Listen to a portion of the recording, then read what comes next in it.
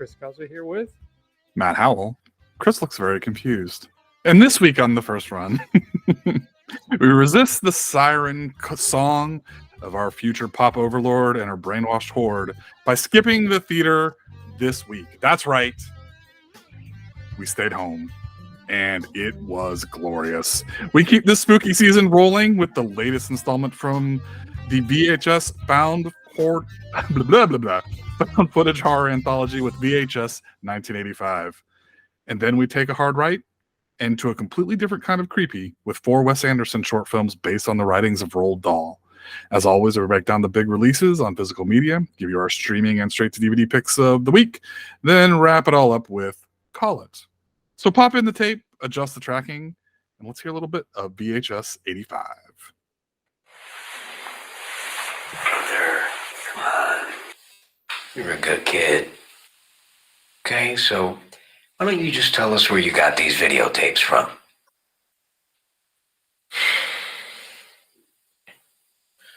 Last year we bought a new video recorder. I wanted a beta one because it looks better, but Beta does not look better. he bought a VHS one anyway since it was cheaper. Okay, so your father bought a video recorder for the house and you used it. Yeah, like all the time. I started by looking up late night movies and shows and TV Guide because that's when the best stuff comes on. So I started recording it, mostly horror movies, music videos, stuff like that. Then a few months ago, I started seeing these other things on the screen. At first, they were just different color flashes, but after a few weeks, I could see images and I recognized them. You recognize them from where?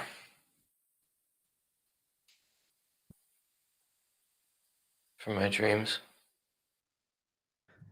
Matt. VHS is back. The I guess Shudder run series of anthology films at this point returns, this time with VHS 85. It is the found footage anthology series that has been chair squeak. I think mostly consistent. Yeah. I mean, it's consistently entertaining.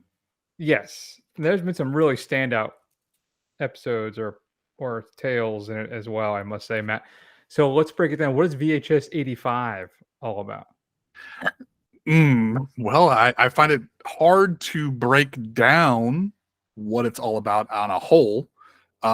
Essentially, this is the first 80s entry of the numbered or the yeared VHS films.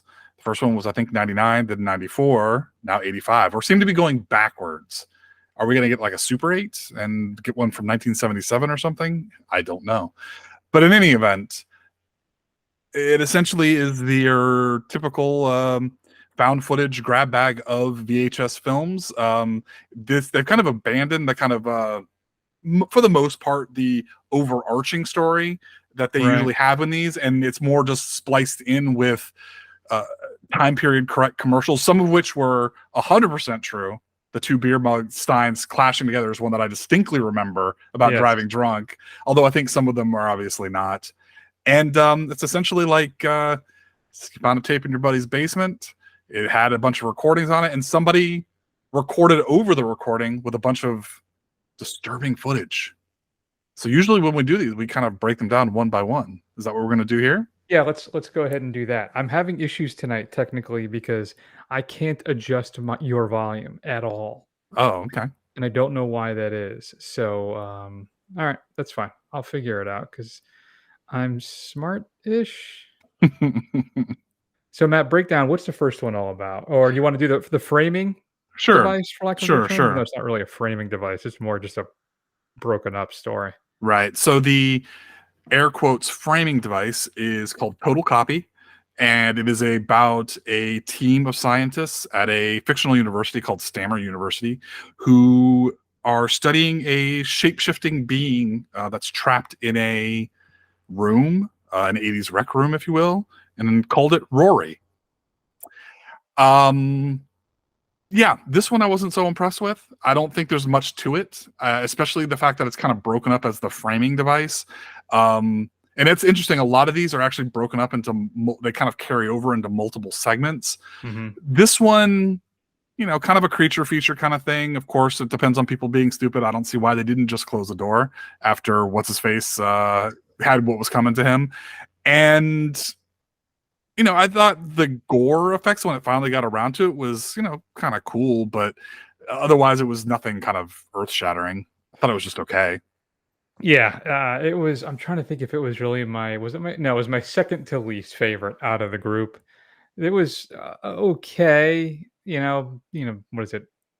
Tampering in nature's or the new supernatural domain, alien thing, whatever the case may be. And arrogance gets the best of you, and you make some dumb mistakes, and of course you end up paying the price. It was fine. Like I said, yeah. I don't know. A part of me wonders if it's since it is for me the weakest one. Yeah, it was one of those things where I said, well, maybe we can make this a little more not stressful, but suspenseful by chopping it up and having little bits and pieces. We can kind of tease what's actually happening. Yeah. I wonder if I were to watch that thing in its entirety from start to finish, I would have even a smaller or lesser opinion of it at that point. Yeah. But I ended up giving that one the where are we here? That is no. Where am I? Total copy. I give it a B minus. B minus.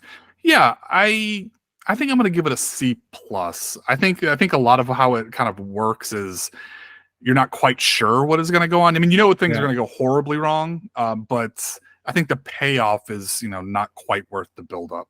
Yeah, I think that's fair. And then what do we have next up is No Wake. No Wake, a group of kids. Man, I don't know. You can't do this, kids. They all get together and they decide to go to the lake, have some fun, smoke a few spleefs. Is that what the kids call it? Doobies. Have some beers, and then maybe, you know, have some sexy time. And a bunch of kids go out in the lake. Two of the kids stay behind. And all of a sudden, they start getting sniped. Somebody just starts shooting at them, and they basically all die. Or do they? So this one I thought was pretty interesting. The kind of focus on the kids where you can't even see really what's going on, why it's happening. You know, you kind of get the little bit of the buildup of not, you know, staying away from the lake with the signs and everything like that. I think the violence in this one, the gore is particularly well done, especially with one particular person who where they take their particular bullet that ends them. And overall, I think this one is pretty successful. I liked this one. I think it's kind of straightforward. You kind of know something the other shoe is going to drop. When it finally does drop, it's pretty effective, and it kind of keeps you guessing. The only thing, if I had one complaint about it, you wait for the payoff. It waits quite a bit for it to pick the payoff to kind of pick back up again, is where it got left off. And I don't know if you necessarily get a full comprehensive ending for their story as well. Right. Which I think is fine. This actually ended up being my favorite of the group, Matt. Because it really honored the time frame of that kind of 80s kind of horror film type thing. Right. About the kids going to the lake. In fact, I just watched last night the fight for 13 Jason Goes to Hell. I haven't watched the unrated cut in like 20 years. I don't know however long it's been. So I just have a soft spot for kids going to the lake and get murdered. I'm not quite sure what that's about. But I thought the chemistry amongst the cast, everything was pretty strong as well. And I like the fact that not only is it a slasher kind of, you know, with a high scope rifle, whatever the case may be, but there's a supernatural aspect to it again. It does very much out of all of them kind of has I think the strongest kind of creep show vibe to it. So I gave that one an A minus. Yeah, I think I'm going to give that one an A minus as well. This one, the kind of one that pairs with it, I almost wish that they had made like a whole movie or a much longer movie film based on this. Yeah. So next up then is God of Death, Matt. What is that one all about? So there's a Mexican news crew. They're giving a broadcast about their town that they're in. Suddenly there's an earthquake, and the crew at the TV studio are trying to escape their collapsed building, and they decide to do that by going down, and they go down and down and down. where they come into face to face with a spirit of empires past, whether that's Aztec or Mayan. I'm not sure if they ever really say which one it is, but as you know about the religions of those cultures, they have some bloody beliefs. So as you can imagine, bad stuff happens. Yeah, and this one's written and directed by Gigi Saul Guerrero. So I do enjoy her work, and it was fun to see. She actually shows up in the film as well as one of the newscasters. But listen, I've been squawking for a while now about seeing other cultural kind of horror, other stuff to kind of see other cultures. So we got this Mexican folklore kind of horror story there, and it's mostly okay. I think it's a little too much of a retread of things we've seen in the past. It's just we just introduced, like you said, either Mayan or Incan god in this one instead. But it's still people trapped in and it's Aztec, ancient Aztec god, the Mictlan. So it's okay. It was kind of the most rudimentary, I think, out of the bunch for me. It's still not the worst one. Okay. But even then, the worst one was still, I think, had some really great moments, and we'll talk about that as coming up for me. Yeah. But the cast and everything kind of felt a little amateurish at times as well, and but it's fine. It's fine. So I don't know, man. I gave God of Death a C+. Yeah, I agree with pretty much everything you said. I mean, I agree that it seems like the most amateurish of them, especially. And I don't know if it's really the director, but it's maybe the force of the actors and the way it kind of looks. And like you said, I think it's also pretty derivative of some we've seen before. It gave me vibes a little bit of like Safe Haven from VHS 2 or To Hell and Back from 99. So it's kind of like it was just retreading territory that you've seen before, even in this own series. So I'm going to give that one a C. Yeah, and it has some Descent vibes to it, I think, as well. And like you said, some of the effects, like when they're in underground and stuff, the rocks kind of splitting and stuff. I appreciate you probably had a shoestring budget, so I shouldn't complain too much. And some people did praised it as like one of the best ones since Safe Haven. I think it more maybe one of the things where it just reminded you of how good Safe Haven was. Right. So then what's up next, Matt, is what is it? TKNOGD. And whose turn to talk? It's my turn, right? Yeah. She's a performance artist. Her name is Ada Lovelace, Matt, and she's doing a little show in a very small theater, very small crowd. And she explains that basically that the world has killed God, and then we replaced him with a god of technology. And the thing is, though, as she's mocking all of that stuff, I should say, she's in kind of the super tech suit, and she's got like a visor helmet type thing on as well. You mean the iPhones? Thank you. Yes, the iPhones. And what happens is the god of technology does not like being talked about that way, and manifests itself in the show in the virtual world. The virtual world. I don't know why I couldn't think of the word virtual. Yeah. God, there's something wrong with my brain. So, and basically goes on to then subsequently torture her and cuts off her hand, cuts off her leg, does all this crazy stuff. Now, this was my least favorite of the entire series. Right. It just felt the most kind of like, I don't know if underdeveloped or just amateurish out of the bunch, really. Yeah. But I will say one thing. If they had any money on it, they clearly spent it on the gore effects. Right. Because next to some of the stuff in No Wake, and then, of course, we're going to talk about Dream Kill in a little bit, this had the best gore effects. That scene when they pulls up the iPhones, the helmet off of her head. Yeah. That was just top shelf gore. I mean, if you're a gore hound, you need to see it at least just for that. Right. As she is slowly basically dismembered, tortured, and all this horrible stuff that happens, which is a weird sentence to say out loud. But I get it now. Techno God, TKNOGD. Look at me. Yeah. C+, Matt. Oh, no, so C. I give it a C. See, yeah, I'm going to continue the tradition of keeping it a half a step lower than yours. I'm going to give it a C-. But it's very amateurish. It's a little half baked. I think it could have used some more time gestating to kind of figure out the story beats. But I'm with you. The gore effects are the best and the most creative, yet at the same time, like not like it's not like, oh, that's so gross, I don't want to watch it. It's like, oh man, that's awesome. Like they did a good job with that. Exactly. Exactly. So then what's up next, Matt, is Ambrosia. What happens there? So the Wrigley family are hosting a party. The focus of the party is a young teenage girl. She has a video camera. Her creepy cousin starts filming them, and then they find out that they're a part of what appears to be some kind of murder cult called the Seven.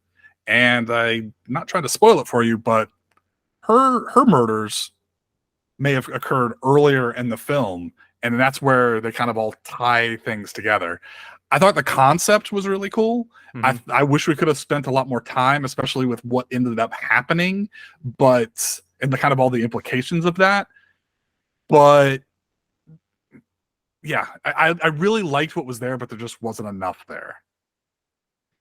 Well, that's interesting. I thought Ambrosia was pretty good. I like the idea of this crazy kind of cult family. You're not going to know what exactly is about to happen, some kind of confirmation, some quinceanera. Something is about to happen celebrating this girl transitioning into womanhood or adulthood, whatever the case may be. And then when you find out what happens, now, I'm still not 100%.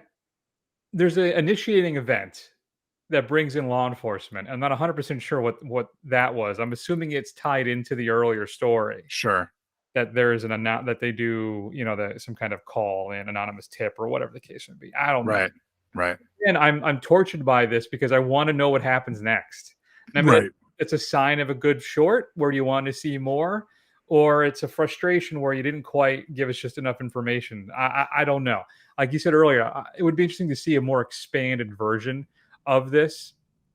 And it's good. I thought that Ambrosia was fun and interesting. It's right in the middle for me. I gave it a B. Okay.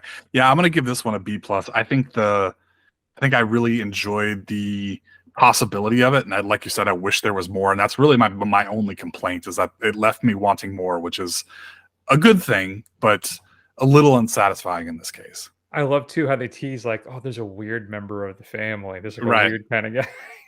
Yeah, and then you can reveal the family, and it's exactly right.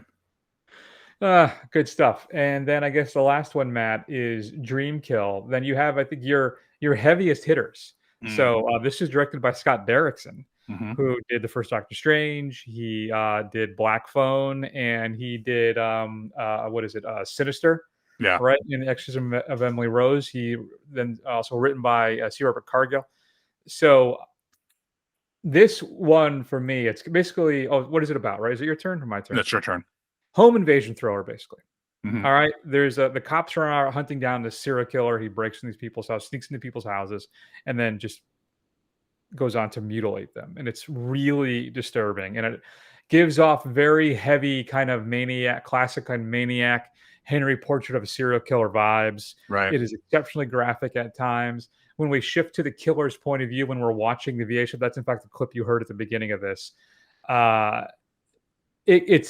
The film shifts into this almost kind of nightmare of off-kilter visuals and colors, and it's like I said, you're I guess because you're viewing this kid's dreams that he's captured on VHS. And I think they do a great job of capturing that. And it's, for me, the most disturbing out of all of them. It's the one that made me kind of recoil. It's the one that made me go like, oh, dear God, this is not good. This, I mean, like, isn't disgusting, unsettling kind of way. Right. But I don't know if they stick the landing. Okay. What are your thoughts on it? Yeah, I think I appreciate the fact that Derrickson is trying to kind of neatly wrap it up. It's not left open-ended like a lot of these are. So maybe it is a little too pat, but I think everything that kind of comes before it, I think is, the most effective thing here. So I'm willing to forgive it that kind of small, if you can call it, sin of trying to kind of give you a tidy ending in this, whatever ended up being 10, 15-minute film. Yeah. Okay. I'm looking at my scores, and I see why. Okay. Yeah. So I gave Dream Kill a B plus. Okay. Yeah, I think I'm going to give Dreamkill an A-. I think when it's on, it's I think the most effective. Yeah, you're probably right about that. Would you give it overall? I think I really enjoyed myself while I was watching it, and honestly, I really hope this series continues because it's a nice little diversion treat to kind of run through these. I'm going to give it a B+. I think it's quite good. Yeah, I have it as a B, so I'm right there with you. It's they do have I guess there's one planned for next year, Okay. and that's great. I do love having these kind of. Listen, we're on the record of being big fans of horror anthologies. Mm-hmm. So I think we're both happy that these keep being churned out, keep them coming. And I like too that we got no disrespect to their people, but we get kind of really some heavy hitters on this one with Scott Derrickson and Cargill. So I'd like to see that'd be fun too if you had like it's an amalgam of like up and coming filmmakers and stuff, and then you get like one big name kind of come like Carpenter or something like comes down and makes one of these shorts too in there. I think that'd be a fun little. Yeah, Mike Flanagan takes a break from Netflix to come down and do one. Yeah, exactly. Have you watched House of Usher yet? I haven't seen it. I heard it's really good. I have not. No, I haven't seen it. I haven't seen any of the shows on Netflix yet, and I know they're all supposed to be really good. Yeah. So the first season of The Haunting of Hill House was a lot of fun. I like that. I liked the Midnight Mass one. I thought that was a really cool little like self-contained thing. I think those are the only two of his that I've watched. Okay, what's the other one? Like Bly Manor or something like that is the other one? Yeah. It's like one of them is like a second season of The Haunting of Hill House, but it's completely different. It's like it's just a completely different thing. It's not related at all. Fair enough. All right, folks. If you had a chance to see VHS 85, it is currently streaming on Shudder. Would love to hear your thoughts. Shoot us an email, feedback@thefirstrun.com. Matt, I have 3 different beverages here. None of them alcoholic. What should I hit next? I have water, I have seltzer, and then I have a Zevia vanilla cola. What would you recommend? I would go with the vanilla cola. I mean, you need to get that out of the way before you start heading up for bed. Crack that one open. Oh, that's a good point. Yeah. There you go. Shasta. All right, let's keep rolling, Matt. Spend a few minutes talking about what's coming up on physical media this upcoming Tuesday. That is October 24th. Mr. Price, I'm Kermit, and these are my friends, and we've got a show called Manhattan Melodies that we think you're going to want to produce on Broadway. It's all about a couple of kids that come to New York City to get married, and it opens with a great number. It goes like this.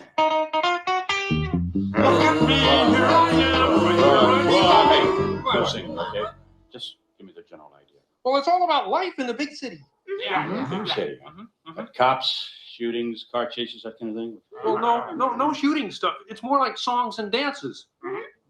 Songs and dances. Might be interesting. Nobody cares about shootings anyway.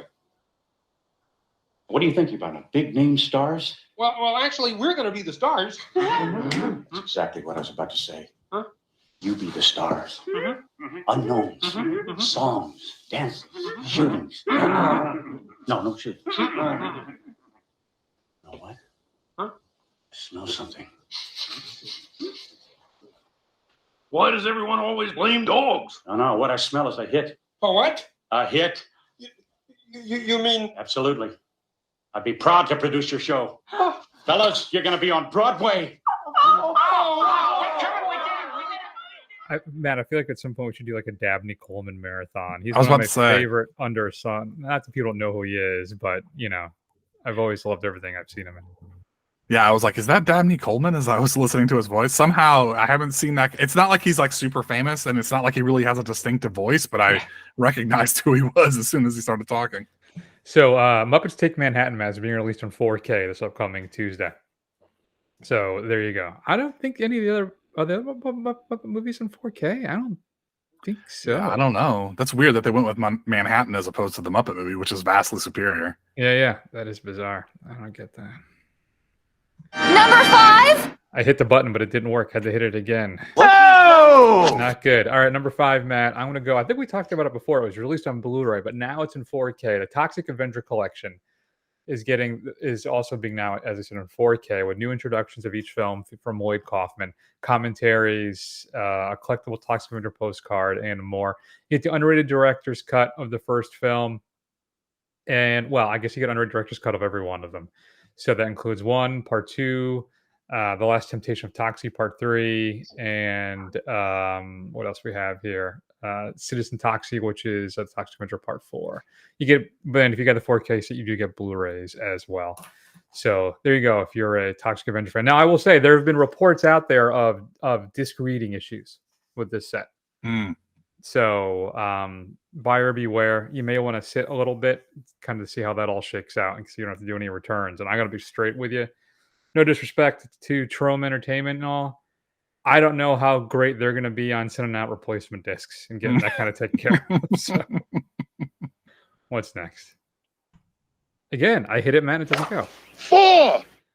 Everything is not working. I still haven't figured out my volume issue yet here. Everything is like blasting in my ears. Number 4 is we're going to go Meg 2, The Trench, which is actually already on HBO Max if you don't want to drop the dime for it. Walmart has a steel book for the Blu-ray. Best Buy has a steel book for the 4K. Includes a Dolby Vision, Dolby Atmos track, and then 2 making of featurettes. Are you did you ever see the Meg 2 yet, or no? I haven't. No, I have not watched it. I thought about watching it the other night, but I ended up putting on Jason Goes to Hell instead. So fair enough. I don't know if that was the right decision. Get 3 coffins ready. Matt, I have picked this up. I'm very excited. I haven't watched it yet. Maybe I'll try to this weekend. Tombs of the Blind Dead is getting its standard release on Blu-ray. I think it's from Severin. I should probably just stand up and look. I have the case right over there. And it was previously released in a steelbook, a brand new restoration of the film, a couple audio commentaries, 3 of them, in fact, a feature-length documentary exploring the history of Spanish zombie films, a bunch of interesting other stuff to include the alternate U.S. opening sequence and more. And there's a Blu-ray that comes, a second Blu-ray, which has the re-edited U.S. theatrical cut of the film. But the first one actually obviously has the original Spanish cut. I've always been a big fan of Tombs of the Blind Dead. Have you ever seen it? I have not seen it, no.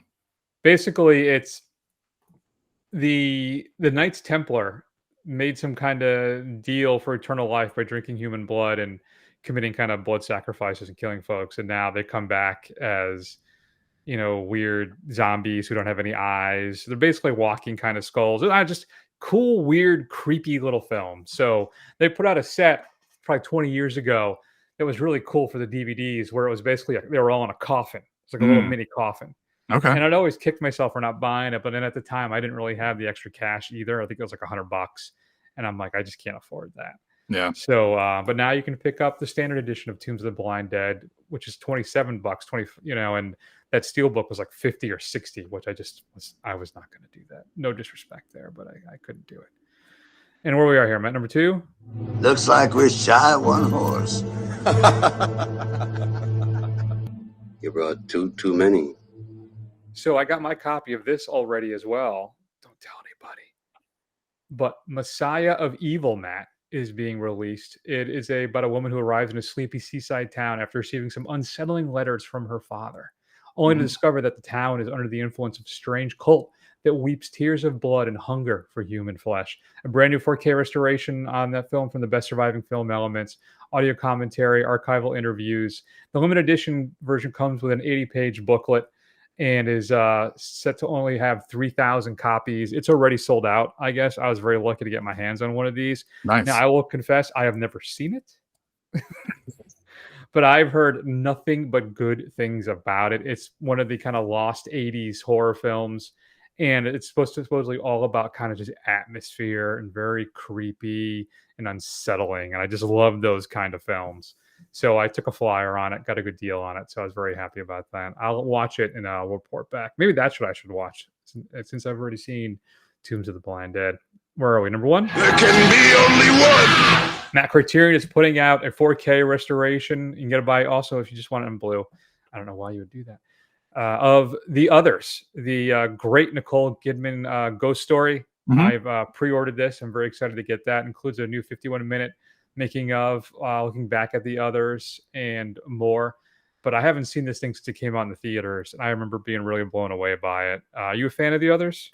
I remember being very disappointed by it when it came out, so maybe I need to give it another shot. I think I got it on DVD around here somewhere.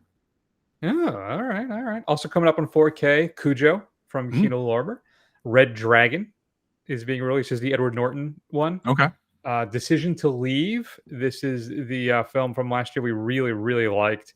It came out with a Blu-ray about 9-10 months ago. Well, there's a 4K of it now. Godzilla 98 is being released in 4K. That's the Matthew Broderick one. Godard's Contempt is being released. Black Sabbath is being released, the 60th anniversary, but do not buy it because it's the AIP cut. Now, Black Sabbath is, again, one of my favorite horror anthologies. Features Boris Karloff. There's the English version, which is a little longer and a little creepier, and also has kind of a little more blood, and it has the kind of there's a lesbian kind of relationship context to one of the stories that was completely excised from the U.S. cut of the film. Yep. It kind of loses some of the impact of that story. So I wouldn't buy the AP cut. I'm just telling you, just stick with the UK version if you can. And then the Paramount scare set, Matt, we talked about a while ago, is finally coming out. Included Rosemary's Baby, Pet Sematary, Crawl, Smile, and a fifth film that was a surprise. Well, they announced what the fifth film is. What is it? Sweeney Todd, the Johnny Depp movie. Boo. Yeah, so I was like less than pleased or impressed about that. I wasn't going to pick it up anyway, but still. Now you're really not going to pick it up. I'm really not going to. So your straight to DVD pick, Matt, I'm going to go with Lichen Colony, Visual Vengeance. A disgraced alcoholic surgeon moves with his family to a small town in New Hampshire. Unknown to them, the entire town is populated with werewolves, some good and others very evil. They soon find themselves thrust into an ancient mystical battle between the wolf packs that will change their family forever. Oh, boy. It reads for if you are forever. Now, this limited release includes a Riff Tracks version of the film. Ooh. So now nice. I'm wondering, this may actually be worth picking up. Nice. So, what should we be streaming this week, Matt? So I'm going to recommend the recent slasher throwback, Totally Killer, that's available on Amazon Prime. It is a loving homage to 80s slashers with a little bit of time travel thrown in. And it's actually a horror comedy that even the stuff that I thought was going to get old, like the main character who's from obviously the 2020s, her sensibilities being applied to the 80s, I thought it was going to get really old as far as like around the social stuff. And I actually thought it was still pretty funny, no matter how many times they still made the joke. So got some decent gore. It's got some decent suspense. It's got an homage to all of the kind of ridiculousness in 80s slashers, how everybody's all sexed up and vapid and idiotic and makes dumb decisions. And it's actually pretty fun. I wouldn't say it's groundbreaking or great or anything, but if you're into that kind of thing, check it out. You'll enjoy it. Nice. So a couple things. I got my Megan Steel book. I'm going to show it to you now. Okay. And I was all excited about it. Remember I told you it's got like a little booklet, kind of like instructions and stuff? Sure, it's missing, right? It doesn't have one. Yeah. There isn't one. There isn't one. Oh, it didn't. Oh, so they lied to you. Well, it's my own fault. I'm an idiot. But if you look at it, see, it's like in the package. So it looks like there's one there, but there really isn't. Gotcha. You couldn't really just put together a user manual, really. Right, You know what though? It's my fault because it's Best Buy, and they announced that they're exiting the physical media market in 2024. They are? Entirely. Yes. What? Yes. What is Best Buy even for then? TVs, appliances, computers, phones. Man, I'll really never go into Best Buy. I know. It's been pretty sad to me. I went to my local Target this week. Movies are gone. I mean, it's been shrinking. I think now I had like basically the size of a bookcase. Yeah, of stuff. Ours, the one that I go to, it's very, very small, and it's actually in the back. The books and the vinyl are in front of it, like in the front of the section. And there were kids, all kinds of kids, shopping at the vinyl, and the Blu-rays are kind of pushed to the back. Like even Walmart, I think, sad as it is to say, has the biggest physical media selection. Are we holding a candle for something that's doomed, Chris? Is this No, it's gonna, you know what it is? I'm people like me, because I don't think you're as invested as I am with this stuff, are just screwed. because what's going to happen is it's just going to shift to boutique retailers. That's all it's going to be. So Right. it'll be Amazon, which then of course will start raising their prices once everybody's gone. Mm-hmm. And then you're going to have your Grindhouse videos. You're going to have your Diabolic DVDs. You're going to have your Orbit DVD. And then and then you'll have these little mom and pop stores like Viper Video here in Tampa. Yeah. There's an Archive in Connecticut you have, which is Vinegar Syndrome store. They have another one in, where is it? Is it Colorado? I'm blanking on where it is. But that's what it's going to be. So we're going to end up spending $50 to pick up, something in physical media at some point. And there'll be stuff like, I'm sure, well, no, Iger with Disney, he said, no, you can make money on physical media. So they were shifting away from that. But once he took over again at Disney, he put that back into place. Yeah. So hopefully that will continue. But I don't know. There will be, it's just going to shift. Mm-hmm. It's going to become more of a niche item, kind of like vinyl, I guess. Right. And we'll pay a premium for stuff, and that'll be that. So we talked a few weeks ago about me picking up The Exorcist in 4K, and I told you I probably wasn't going to do it until I got a good price. Well, quick, huh?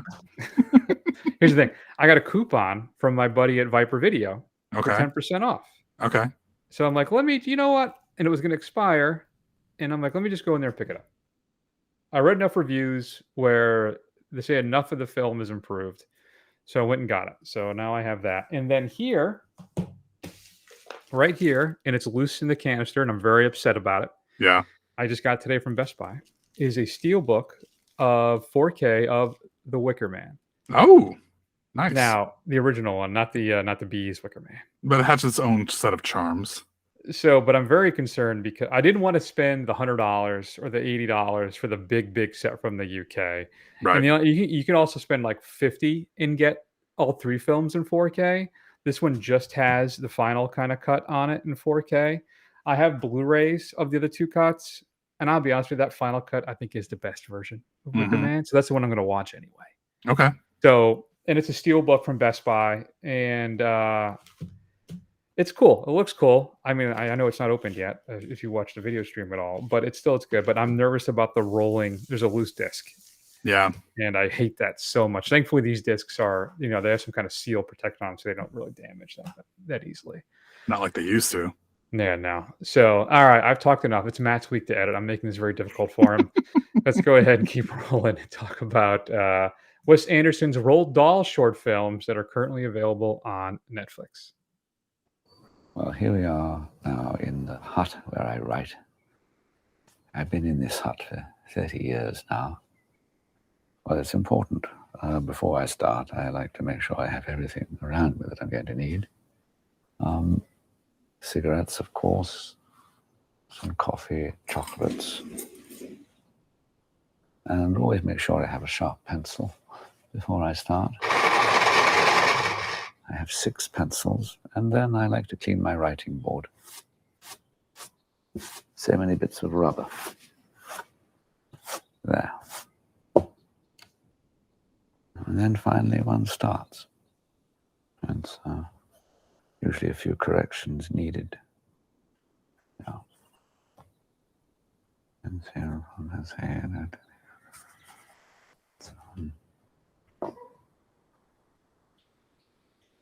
Henry Sugar was 41 years old, unmarried and rich. He was rich because he had a rich father who was now dead. He was unmarried because he was too selfish to share any of his money with a wife. He was 6 feet 2 inches tall and not perhaps as handsome as he thought he was. Sounds a little bit like me. Matt, we're talking about now Wes Anderson's adaptations of 4 Roald Dahl stories. The first one I watched, I think, was A Wonderful Story of Henry Sugar. It's also the longest. It runs about 40 minutes. The other 3 are 17 minutes, roughly, more or less. And I think it's the perfect one to start with because it has that introduction. So Ralph Fiennes basically plays Roald Dahl in this, but he also shows up in other roles. And in fact, I think one of the most interesting things about this is that we have a very kind of tight focused cast here that we reuse for every one of these films. They all kind of show up. And I don't know, you want to do like we did with VHS, go through them one at a time? Sure. All right, so we'll start with The Wonderful Story of Henry Sugar. I'll be honest with you, I know I read a bunch of Roald Dahl when I was a kid, but I'll be danged if I can remember any of it, independent of The Witches. Yeah. And I think too, always one of the interesting things is that he only wrote 2 screenplays in his life. Do you know what 2 films those were? I don't. First was both Ian Fleming adaptations. One was Chitty Chitty Bang Bang, Okay. and the other was he wrote You Only Live Twice. Oh, the wow. James Bond film. Wow. It's crazy. So there you go. All right. So this one tells a story again of Henry Sugar, it's a pseudonym, Matt, for a very super rich, super dude. And he becomes obsessed with this yogi's ability to basically see with I think his eyes kind of bandaged, or see without his eyes. And he discovers a way to kind of maybe get super rich by gambling, by doing this. And then he has an epiphany, and he ends up, donating all of his money to charities and taking care of people and stuff. It was good, Matt. I thought it was. I think for me it was. I vacillate back and forth between this one and the Swan as being my favorite. Okay. But this one I think it's really well done. I think here's the problem: is that my thoughts on these films are universal amongst all of them. It's not like, because they're not as different like the VHS 85s are, right? Where they're different stories. These are, since everything is done by Wes Anderson, it's all the same cast. I have trouble kind of spiking out differences in what I liked and didn't like so much about them, because they're all so uniform. I think I'm going to use the word in their excellence. I think they're all exceptionally strong. And what about you? Maybe you can lead me in the right direction. What are your thoughts on the wonderful story of Henry Sugar? Yeah, I think so. I think I will say this. I wasn't sure what to expect, and I knew there were Roald Dahl films, or films based on Roald Dahl stories. I expected to get, I know what to expect from Wes Anderson generally. However, I think he scaled back a good amount of his whimsy. It doesn't seem to have quite the same kind of, even though they're based on a children's author who is notoriously curmudgeon, probably didn't like children that much, and is maybe not a cool person. But I guess it just it didn't feel quite as, I don't know, for lack of a better term, because I can't think of anything twee as a normal Wes Anderson film is. But I think the thing that really threw me off is that these are told, right? There's very little adaptation of the action. It's all kind of, Benedict Cumberbatch is sitting there and he's rapid fire telling you the story, or Ralph Fiennes, or Dev Patel, or whoever else. And at first I found that really jarring. I wasn't really on board with that. And I was kind of hoping, I was kind of seeing how they were going to change, and they didn't. And I finally kind of got on its same wavelength, and I ended up enjoying myself. I think universally they are really good, which is interesting that you say the Swan is your favorite. It was that one was probably my least favorite. And I don't know why. Maybe because even with a bunch of minimal storytelling, that's like the most of the minimal storytelling, because it's really almost exclusively told. Most of the characters in it don't show up at all. So I think that was my least favorite one, although I could see why it could be somebody's favorite. I think for the most Wes Anderson-y, I would go with probably the Ratcatcher. That was my least favorite of them. I don't know if it was my least favorite. I think it's the most Wes Anderson-like. That's what you would expect to get out of these kind of films. But overall, I think they're all quite good, and they all offer you something. Yeah, I think Ratcatcher is just least successful for me. It's the oddest and the darkest out of all of them. And I don't know, maybe that's just a sign of its success. It was how I found it kind of off-putting and uncomfortable, which is fine. And Dahl stuff too, a lot of the stuff that this was adapted from is for more of an older child audience, from what I understand. These are not books, these are not stories for little kids. Right. I don't know, man. I think one of the things I was really impressed with this is how self-contained they all are. I think that now, one of the things I wonder if you struggle with is it has a very staged play-like feel to it, which you are not a fan of. And then that feel, I think, is supported by just like you said, the copious narration. Each one of these has that. Do you think that may have been part of your, I don't know. It sounds like you enjoyed them, but Yeah, I did. I think, but it wasn't. Again, I was looking more for like an adaptation, right? But this is like Chris said, it's like you go to an off Broadway play, and even instead of it being acting, it's like the director standing up there telling you what's happening while they sort of pantomime in the background. Like it's definitely a choice, and I think it's an interesting choice. I just don't know if I was 100% on board with it. Like I can't imagine these are going to be an oddity in Wes Anderson's films for me. Like I don't know, like if I ever sat down and said like I'm just going to watch all of Wes Anderson's films, I would probably be least excited to watch these again. That's just I wonder when I was watching it, this is what he's best suited for, these short adaptations, because I thought they all played out really well and were very engaging. I think they were more successful some of his later work has been. Definitely think more so than The French Dispatch. I think I would still really like the Asteroid City, but it's though I guess French Dispatch was basically a collection of short stories and short little vignettes in a way as well, right? Yeah.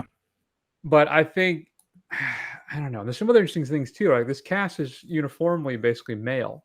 Yeah.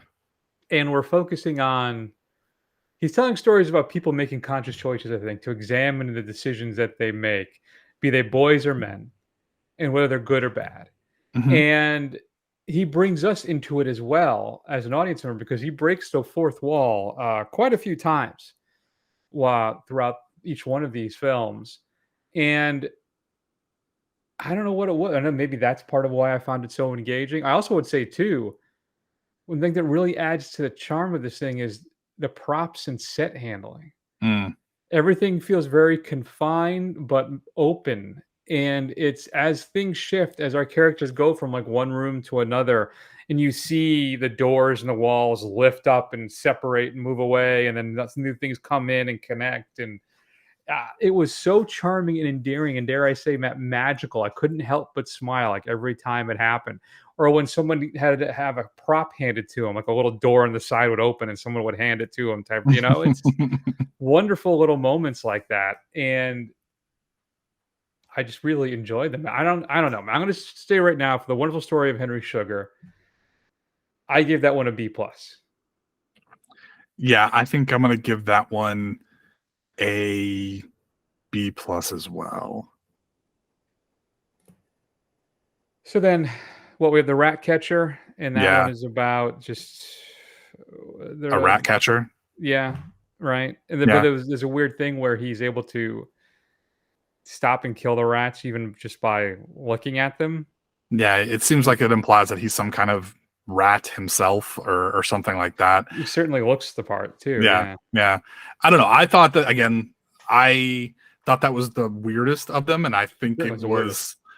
I was on that wavelength. It seemed like it really suit Wes Anderson's style, so I'm going to give that one a B. I enjoyed the Ratcatcher, although Chris less so, obviously. Well, as I said, my least successful, but that's the exact grade I gave it as well, as a B. Okay.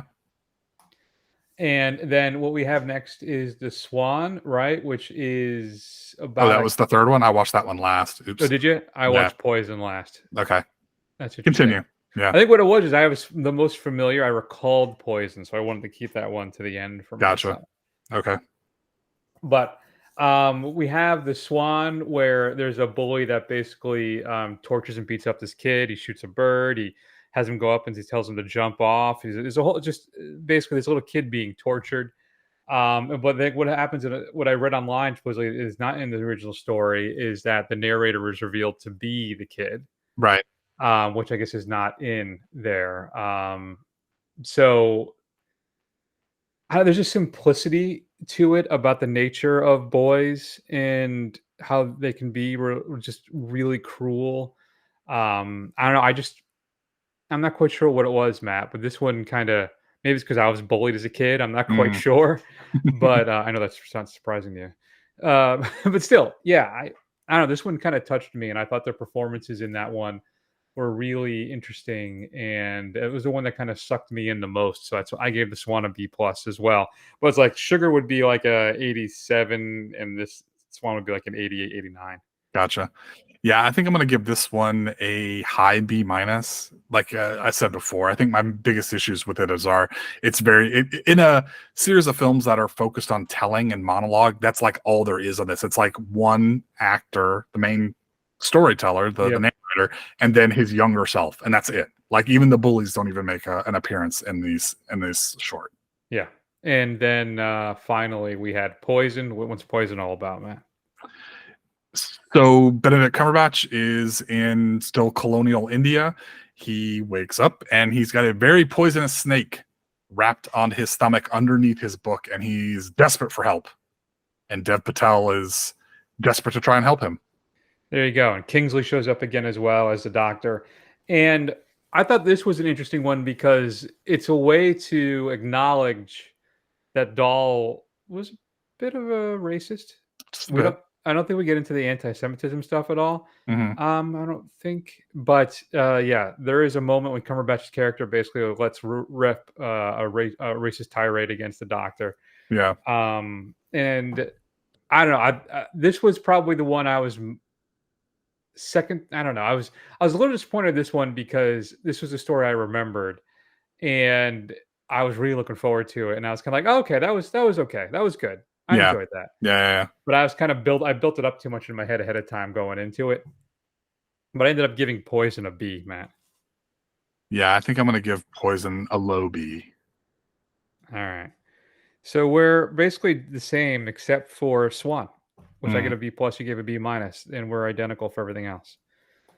So, yeah, I don't know. Would you suggest watching them in any specific order? I think you should start with Henry Sugar for sure. Yeah. What would you? Yeah, I think it's smart, especially with the kind of melancholy that's in the Swan, that's the one you should end with. Because the other two are much more have a bit of a humorous tone to it. It's a kind of a comedy of errors kind of thing going on, despite the way Poison ends with the kind of blurting out of racial slurs and the kind of the ugliness of English, colonial English rule and stuff like that. But I think ultimately, for the most part, that one is played up for kind of comedic tension, whereas I think Swan is a much more philosophical story that I think you should end on that. There you go. I would agree with that as well. All of these films are currently streaming on Netflix. If you've had a chance to see them, shoot us an email at feedback@thefirstrun.com. We'd love to hear your thoughts. All right, it's getting late. Let's get everybody to bed. Let's close out the show, Matt, for a quick round of call it. I only have 32 options. Here we go. Well, some of you may have figured out we're not home yet. We're only halfway there. What? Mother's interrupted the course of our journey. Why? Yeah. She's programmed to do that should certain conditions arise. They have. Like what? Seems she has intercepted a transmission of unknown origin. She got us up to check it out. A transmission? Out here? Yeah. What kind of a transmission? Acoustical beacon that repeats at intervals of 12 seconds. SOS? I don't know. Human? Unknown. I think why that Alien film works so well, Matt, is the script is fantastic, and everybody there feels they're just regular, regular Joes working a job, and everything feels very authentic and like they're just clocking in, clocking out, and it's just a very human feel to that entire cast and all their interactions with each other. And I think that's one of the reasons why that thing is so successful. Mm-hmm. Fede Alvarez has a rough cut of his Alien film that Ridley Scott has seen, and he says is effing great, and he can't wait for people to see it. So, well, I hope so, because I was on the Fede Alvarez train after Evil Dead, and that Just Breathe film I thought was pretty good. Yeah. Oh, Don't Breathe, thank you. But that Girl Kicked a Hornet's Nest film, that was not good. And I think that screams studio interference on that one. So I am kind of curious. But Matt, my call-outs are I'm giving you 2 horror films from every decade. I'm going from the 70s to the teens, the 10s, or whatever. You got to choose one as we go. All right. Wow. Each one of those I'm going to do. So I'm going to start with 1970, I guess. Well, the 70s, The Exorcist or Alien. Wow. That's rough. That's real rough. I think Exorcist is more of a watershed moment, and I think it's a very scary, effective horror film. One that was nominated for Best Picture, which I think be one of the few that ever had. But without Alien, I don't get Aliens, so I have to go with Alien. I go back and forth on this one. Because I think I even said last week that Exorcist I think is one of the best films that's been made. I think it is exceptional, but Alien is too. It is. But I think Alien has a higher rewatch value than Exorcist does. I mean, I'll watch Exorcist basically every year, especially now I got that 4K. I'll be popping that in soon. But I'll watch Alien probably 3 times a year. Yeah. So I think just because of that, just view count, I probably have to go with Alien. Though I do think Exorcist is a better film. I agree, but I think it is, but Alien, if Exorcist is 1, Alien is like 1A, and it's infinitely more watchable. It's a lot more fun. You have to be on the same vibe as Exorcist. You have to be ready for it, kind of thing. Yeah, that is as you said before, you used the word before, somber affair, morose. It is. An Alien, it's just a big haunted house movie in space, right? Right. So, right. All right, what do you got for me? All right. So we're going to do a quick rundown since in honor of our latest anthology. I'm going to give you a series of anthologies, films or television shows, and you tell me which one you're keeping, which one you're jettisoning. Okay? Yep. VHS or Creepshow? I would keep VHS at this point, I think. Agreed. I think it's better than Creepshow. All right. So VHS or Tales from the Crypt? Tales from the Crypt. Okay. And then lastly, as an 80s kid, Tales from the Crypt or Tales from the Dark Side? I did like me some Tales from the Dark Side. I know you did. That's some awesome. That it was, guys, I cannot explain to you when that narration and the music came on. I was like, hell yes, when I was a kid, when it was, when it was about to come on. The scene shifts. Yeah, it's a negative. Interpolates or goes negative. Yeah, that's. Wow. I think this might be sacrilege. I'm going to go Tales from the Dark Side, I think, on that. Okay. A lot of Tales from the Crypt had a kind of a humorous bent to them a lot of times. They did, yeah. The little winking at you. I think Tales of the Crypt was more consistently kind of scare, just sinister, but they were broadcast or cable TV. So right. Yeah, it's tough. So what was the other one? Monsters? Tales from the Dark Side or Monsters? I didn't really watch Monsters. I was also a big Friday the 13th series fan. But that was an anthology though? I mean, it had the same characters and they all kind of had to do a Monster of the Week kind of thing. No, it wasn't it wasn't an anthology per se. Yeah. Right. It was a Monster of the Week. Yeah. Yeah, I think as formative and as foundational as Tales from the Dark Side is, I think I got to go with Tales from the Crypt because they could just get away with a hell of a lot more. Yeah, on it, got a lot more nudity there. A lot more nudity, a lot in impressionable teen Matt. Well, teen, it would have been like preteen Matt. Rude. Well, I'm just telling it like it is. I will say though, also, I mean, Tales from the Crypt did not have a big budget, but it had more of a budget than Tales from the Dark Side too, so they were more effective in the effects department as well. That's very true. Yeah. What about The Hitchhiker? Did you ever watch The Hitchhiker? Yeah, I caught it a couple times. I mean, I watched the hell out of Tales from the Dark Side and Monsters, but I don't remember catching that much about The Hitchhiker. There is a YouTube. I think I may have sent this to you a while ago. Mm-hmm. I could see if I think I still follow it. There's a YouTube channel. They've uploaded all the Hitchhiker episodes. Nice. And they have a bunch of Amicus horror anthologies on there. They have, I think they have Monsters. They have like all of those shows are on there. Okay. So, I mean, the quality obviously isn't super great because it's, they're rips off of broadcast TV or VHS, but looks good. And it's the only place you can see them. So. Yeah. Okay. Yeah, you sent it to me again. I think you did send it to me, but I don't think I saved it. Yeah, I went through. I think I blew through the first 2 seasons of Hitchhiker, and then I just kind of fell off because of life. 1980, Matt, Nightmare on Elm Street or Evil Dead? Don't give me any shit. I know Evil Dead was made in '79, but it didn't come out till '81. Sure. Yeah, Nightmare on Elm Street, hands down. I think it's the best. I of those kind of. I even hesitate to call Nightmare on Elm Street a slasher, but I think the some of the scenes in Nightmare on Elm Street are just fantastic. I think there's just some stuff that's still so creepy, and it still just holds up so well. Evil Dead is, again, foundational. It's great. But even with the after trail? Because I got to tell you, Nightmare on Elm Street maybe had one or two more good movies. I have yet to see a bad Evil Dead film. well, yeah, I mean, I guess if we're using the rules of the game where like it's gone forever kind of thing, I guess I'd have to go with Evil Dead, but if you're just talking about just those two movies, I'm definitely taking Nightmare on Elm Street over the original Evil Dead, because you're getting basically Evil Dead redo in Evil Dead 2. I mean, and it's just done more and better. Would there be a harder call for you for an 80s horror film then? I would a harder call for me.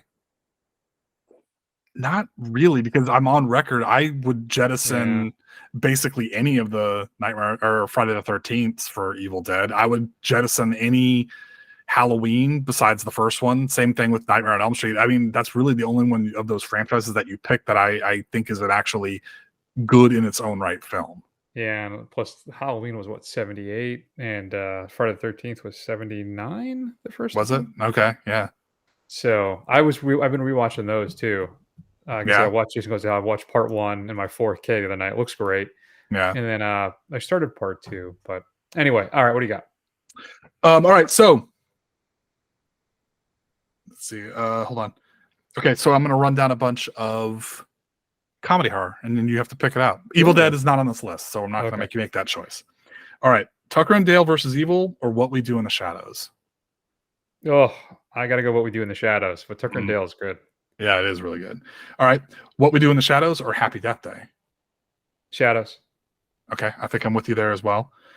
Shadows or Freaky? I'm gonna go Shadows again. Shadows, okay. All the way start to finish. Okay, and then one more. Shadows or Cabin in the Woods? Same. I think Shadows is better than all those films. Yeah, I think at that point I would jettison Shadow for Cabin in the Woods because I have a real soft spot for Cabin in the Woods. I haven't seen that since it came out. I do own it, but really? I haven't seen it since it came out. Yeah, it's a lot of fun. It's a good film. Well, then I had this as an alternative for my aughts, but I'll just ask you then: Shaun of the Dead or Drag Me to Hell for horror comedies? Drag Me to Hell's got some horror comedy in it. A little bit, yeah. I think I'm gonna go Shaun of the Dead. I think that's a quintessential movie. I agree. All right, your real one for the 90s, Matt: Blair Witch or Scream? Oof. It cannot be overstated how big of a deal Blair Witch was. So I got to go with Blair Witch because that film was going in blind really before the internet was still very in its infancy. You know, guerrilla marketing was was a new thing. You weren't kind of done to death with found footage films, like For Better or Worse, that kind of kicked off that trend. And as much as I like Scream, it's basically just taking a riff on stuff that you've seen before. It's just done really well. So I think I would have to go with Blair Witch. Agreed. It is Blair Witch. And you see that Twitter thing the other day, a few days ago, about the guy saying, listen, don't believe anybody. Nobody believed that Blair Witch was real. We all knew it was fake. Let me tell you, that's not true. That's not true. I knew people who absolutely 100% thought it was real. Yeah. So, yeah. All right, good. What you got? All right. So unfortunately, I'm getting away from the horror, but I had to throw this out there. So, sub or dub for The Boy and the Heron? So I'm going to throw that out there. Subtitles. What are you talking about? You know, I'm subtitles all the way through. Right, but do you know who's doing the voice acting of? They got a lot of heavy hitters, like Florence Pugh's doing it. Other Hollywood actors. So which one are you going to go with? I had to sit through. I watched Howl's Moving Castle with Christian Bale, which I thought was just bad. So no, and I love Christian Bale, but it didn't work. It didn't fit. So I would definitely go subtitles all the time. All right, yeah. I think you could lose kind of the cultural impact too, potentially. Well, so I think so. This is who's in so far. What is announced? Bale is back. Florence Pugh, Dave Bautista, Gemma Chan, Willem Dafoe, Karen Fukuhara, Mark Hamill, Robert Pattinson, Dan Stevens, Tony Revolori. Yeah, I think I'm going to go with the dub on this one. And here's the thing. You can say that you lose. I don't necessarily agree with it. You lose cultural, what did you call it? Cultural what? I don't know if it's a cultural impact. But the problem with that, if you have a crappy translation, though, subtitles aren't going to do any good. I mean, Right. you'll lose that cultural impact, I should say, if it's a bad translation. Yeah, and I don't speak Japanese. I mean, if there's subtle inflections of what I'm hearing on the screen, I'm not going to pick it up, right? Because I don't speak Japanese. And honestly, even though these are all kind of Hollywood heavy hitter guys, there's a whole voice acting community that are really passionate about what they do. A lot of them do these dubs, and I think it's a disservice to those people to kind of like shit on dubs just because it's a dub. I think it brings something. I guess for the spirit of the game, I'm making you choose one or the other. But I honestly, for anybody who's out there who watches these things, I recommend that you do both. Watch it in subs and then watch it in dub, or vice versa. In whichever way you want to do it, because there is something different that is brought to these films when you do it as a dub. It's not automatically bad, no matter what your Cheeto Dust or Taco friend says. And I'm not saying that's you, but. I mean, I appreciate that position. I think the core, though, the first time you watch something, you should watch it the way the director and the actors originally intended to have it portrayed to you. And I think that would be the original version of it, the literal language. I'm starting to slur my words off of my vanilla soda here. It's getting late. Yeah, right. All right, Matt. Aughts, The Descent, or 28 Days Later? Oof. I got to go with The Descent. That movie creeps me the hell out. I mean, that is a creepy fucking movie. Agreed. I think that's the correct answer as well as The Descent. Have you watched The Descent 2 yet? No, I haven't. I need to watch that. I have been watching horror films. So I watched like Henry the other day. I watched Prom Night for the first time, which is, I don't understand why people like that. I didn't like it. The second one's good. In a very kind of 80s way. The second Prom Night, was it Prom Night 2, Hello Mary Lou? I think it's on Shudder. That's fun. I enjoyed that one. And then, Night of the Demons, I checked that out again, so that was fun. Cool. All right. I don't have any more. That's it. I do 3 and that's it. All right. Well, I got one more and we're done. Hereditary or It Follows for the 10s. 2010. Oh, It Follows. Not even close. Because Hereditary is a great film. I own it and I never feel like watching it. I'm like, I really don't want to pop that in. But It Follows is, not only is it really good, it's a lot of fun. That's fair. You know what? You're right about that. I think the same thing with The Exorcist and Alien, right? It's not that I think those films are as good as those two, but Hereditary has that same vibe where, do you really want to subject yourself to that film again? Where It Follows is, again, it's another one. It's a roller coaster ride of horror. Yeah, it's an actual suspenseful film. Yeah, so good. You're right. It Follows is the way to go. Fun, folks. Bazinga. What would you choose? Those options. Shoot us an email, feedback@thefirstrun.com. Matt, what's coming up next week on the big show? Oh boy. Yeah, I was pulling that up, and while I sit here and vamp a little bit, I want to ask, if Alien Romulus comes out, are we going to get another episode of Screen Run with going back to the Alien films? Maybe. I don't know. I mean, John Carpenter did just do a little anthology show too I think it's on Peacock or something. Yeah, I've watched the first couple episodes. Not what I was expecting. So yeah, we're actually in negotiations right now in the 4th season. It's a negotiation. Trying to decide what we're going to do. Gotcha. So we do know we don't want to do 15 films. That's for damn sure. But at least that was your idea, so you can't nobody to blame but yourself on that one. No, one of the things I think is in play is Sofia Coppola films. I've only seen half or over. I think like 7, 6. Okay, man, I love The Virgin Suicides. Never seen it. Fucking God, I love that movie. I countered with the Muppets. That's quite some whiplash there. Very nice. Yeah, but or just doing Henson stuff when Jim Henson was alive. Gotcha. Which would be the 3 first Muppet films, and then Labyrinth and Dark Crystal. Okay, interesting. I threw out some more stuff to her today. Yeah, I don't know. I got a lot going on in my life right now too, so I'm a little nervous about what's going to happen. Like the rest of this year, depending on what happens the next couple of weeks, we may have to even shift to 1 movie a week. There's a lot in my life right now. So we'll see. But yeah, that's in the works. There are discussions. Yeah. Okay. Well, I'm glad. I really enjoy your show.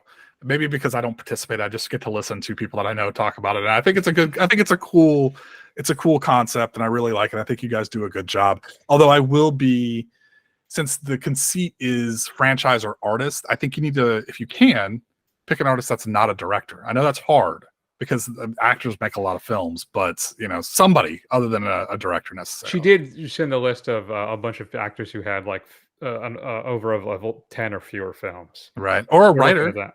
Yeah. Writers, Well, we also look at themes too. Sure. So I think I also threw in dark Disney. Oh, So okay. like the stuff from the Interesting. 70s and early 80s before they kind of abandoned that stuff. Right. I thought that might be fun. And I also had this one thinking out of the box. We both recommend 4 films to each other. We list 4 films that neither of the other one hasn't seen, but are like foundational to our love of film. Gotcha. Okay. I thought that might be a little interesting too. That would be fun. That could be fun too. If you guys don't do that Dark Disney one, we should do that as a marathon. I think we should keep that. It was the Witch Mountain films. There's 2 of those. Yep. And then Something Wicked This Way Comes, The Black Hole, Yeah. Tron, Yeah. and I'm forgetting one. And I can't remember what it is. I'd have to look. Man, most of those except for Tron, I haven't seen since I was a kid. I can barely remember anything about them. Yeah. So there you go. All right. So next week, Matt, what's coming up in the big show? Looks like we're getting one of the films that we both really anticipated. Killers of the Flower Moon is finally coming to theaters near us. Yeah, so that's coming up. We have a second film is TBD. We'll have to see how that shakes out. There's a lot, as I said, I have a lot going on, but I can guarantee you. Plus, Kills the Flower Moon is coming in at a good 3:25, Matt. 3 hours 25 minutes. So empty dolls before you head into the theater. No soda for me while I'm in there. That's it's a real shame. So we'll talk at least about that, and I'm sure tons more fun stuff after that. In the meantime, check us out on YouTube, Facebook, Twitter, and Instagram. Do a search for The First Run. Scroll. Eventually you'll find us. Head on over to Apple Podcasts and give us a review. It'll help other people find the show. You can find archives of all the old shows at thefirstrun.com. And I guess that's going to be that. So, Matt, let's go ahead and wrap up the big show. We love you very much. Take care of yourselves, and we will see you soon.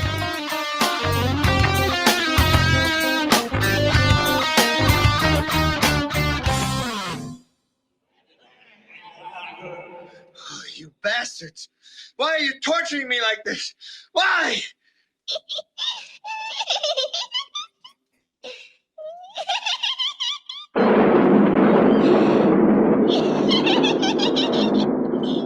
Shut up! We're gonna get you, not another peep.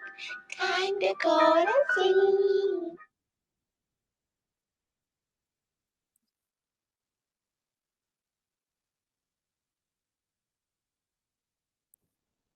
Well, that was creepy.